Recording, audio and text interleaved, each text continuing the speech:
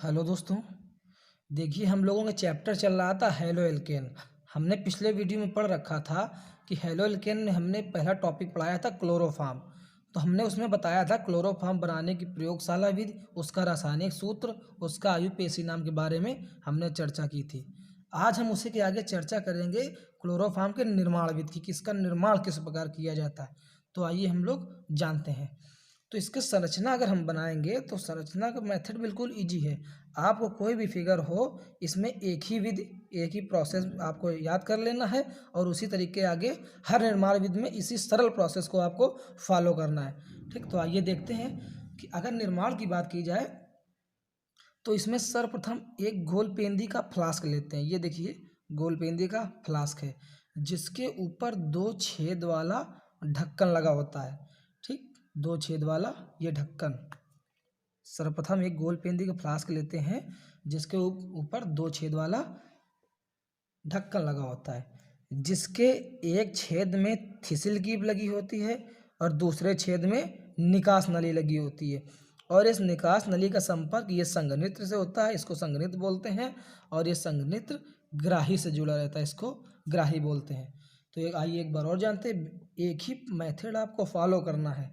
ठीक, बहुत ही सरल मेथड है कि सर्वप्रथम एक गोलपेंदी का फ्लास्क लेते हैं जिसके ऊपर दो छेद वाला ढक्कन लगा होता है, जिसके एक छेद में थिसिल कीप लगी होती है और दूसरे छेद में ये निकास नली लगी होती है। और निकास नली का संपर्क संघनित्र से होता है और ये संघनित्र ग्राही से जुड़ा रहता है। अब हमने प्रयोगशाला विधि में बताया था कि एथिल एल्कोहल या एसीटोन, एथिल एल्कोहल है और ये एसीटोन है। तो हमने बताया था कि एथिल अल्कोहल या एसीटोन की क्रिया विरंजक चूर्ण अर्थात ब्लीचिंग पाउडर के साथ करा दें तो हमारी क्लोरोफॉर्म गैस प्राप्त होती है। तो अब हम फ्लास्क के अंदर दोनों यौगिक को डालेंगे तब हमारी क्लोरोफॉर्म गैस प्राप्त होगी। तो वो तो उसकी संरचना भी थी। अब जानते हैं इसका निर्माण कैसे किया जाता है। तो जब इस फ्लास्क के अंदर ब्लीचिंग पाउडर भरकर, ब्लीचिंग पाउडर या विरंजक चूर्ण भरकर, अब हमारे फ्लास्क के अंदर ब्लीचिंग पाउडर भर गया। अब हमने पता है कि एथिल अल्कोहल या एसीटोन की क्रिया ब्लीचिंग पाउडर के साथ होगी तभी हमारी क्लोरोफॉर्म गैस प्राप्त होगी। अब हमारे फ्लास्क के अंदर ब्लीचिंग पाउडर पहुंच गया। अब हमें ज़रूरत किसकी है, एथिल अल्कोहल की या एसीटोन की। कोई एक यौगिक यहाँ पर पहुंच जाए तो हमारी क्लोरोफॉर्म गैस प्राप्त हो जाएगी। तो जब फ्लास्क के अंदर ब्लीचिंग पाउडर या विरंजक चूर्ण भरकर इस थिसिल कीप की सहायता से एथिल अल्कोहल डालकर, अब हमारा फ्लास्क के अंदर एथिल अल्कोहल और विरंजक चूर्ण पहुंच गया। तो जब फ्लास्क के अंदर ब्लीचिंग पाउडर भरकर थिसिल कीप की सहायता से एथिल अल्कोहल डालकर फ्लास्क को इस बर्नर की सहायता से गर्म करते हैं तब किसकी गैस बनती है, क्लोरोफॉर्म की। क्योंकि हमें पता है कि एथिल अल्कोहल अगर विरंजक चूर्ण से क्रिया करेगा तो हमारी क्लोरोफॉर्म गैस प्राप्त होगी। तो यहाँ पर एथिल अल्कोहल और विरंजक चूर्ण पहुँच गए फ्लास्क में। अब इसको बर्नर की सहायता से गर्म करेंगे तो क्लोरोफॉर्म की गैस बनेगी जो निकास नली से जाती हुई इस संघनित्र में पहुँच जाएगी। और संघनित्र का ये कार्य होता है कि संघनित्र हमेशा गैस को द्रव रूप में बदलता है। तो जब यहाँ पर क्लोरोफॉर्म की गैस जाएगी संघनित्र में तो संघनित्र इसे द्रव रूप में बदलकर इस ग्राही में भेज देता है। तो अतः हमें ग्राही में शुद्ध क्लोरोफॉर्म प्राप्त हो जाता है, शुद्ध क्लोरोफॉर्म प्राप्त हो जाता है। तो आइए एक बार फिर से जानते हैं कि सर्वप्रथम एक गोलपेंदी का फ्लास्क लेते हैं जिसके ऊपर दो छेद वाला ढक्कन लगा होता है, जिसके एक छेद में थिसिल कीप लगी होती है और दूसरे छेद में निकास नली लगी होती है। निकास नली का संपर्क सीधा संघनित्र से होता है और यह संघनित्र ग्राही से जुड़ा रहता है।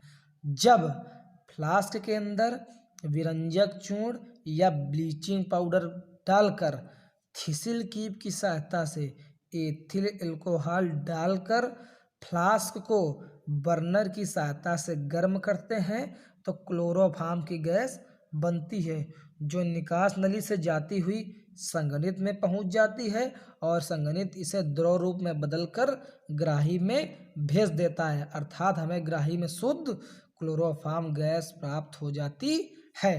तो ये थी इसकी निर्माण प्रोसेस। तो ऐसे ही मेथड को आपको फॉलो करके आगे जितने भी आएंगे आपको इसी रूप में लिखना है। ठीक, अब हमारी 3 चीज़ें हमने पिछले वीडियो में बताया था, उसकी प्रयोगशाला विधि के बारे में, इसके बाद आती है आपकी निर्माण विधि। अब देखिए क्वेश्चन किस तरीके से पूछा है।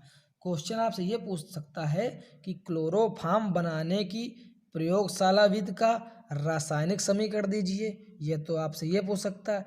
या अगर निर्माण विधि पूछेगा तो ऐसे पूछ सकता है कि क्लोरोफॉर्म बनाने की प्रयोगशाला विधि तथा निर्माण विधि का सचित्र वर्णन कीजिए, ऐसे पूछ सकता है। या तो खाली आपसे ऐसे पूछ सकता है कि क्लोरोफॉर्म बनाने की प्रयोगशाला विधि का सचित्र वर्णन कीजिए। तो जब आपको सचित्र वर्णन पूछे तो आपको प्रयोगशाला विधि लिखकर इस मेथड को अर्थात इस फिगर को बनाकर आपको निर्माण विधि लिख देनी है। ठीक, तो जब निर्माण विधि की बात की जाए और जब सचित्र वर्णन की बात की जाए तो आपको पूरा निर्माण विधि इसी प्रोसेस से, इसी इजी मेथड से आपको लिख देना है। या तो आप ऐसे, तो हमने पिछली वीडियो में बताया था, ये तो ऐसे पूछ सकता है कि क्या होता है जब एथिल अल्कोहल या एसीटोन की क्रिया विरंजक चूर्ण से कराते हैं तो क्लोरोफॉर्म गैस प्राप्त होती है। या कैसे प्राप्त करोगे एथिल अल्कोहल से क्लोरोफॉर्म, तो विरंजक चूर्ण से क्रिया होती है। कैसे प्राप्त करोगे एसीटोन से क्लोरोफॉर्म, तो विरंजक चूर्ण के साथ क्रिया कराती है।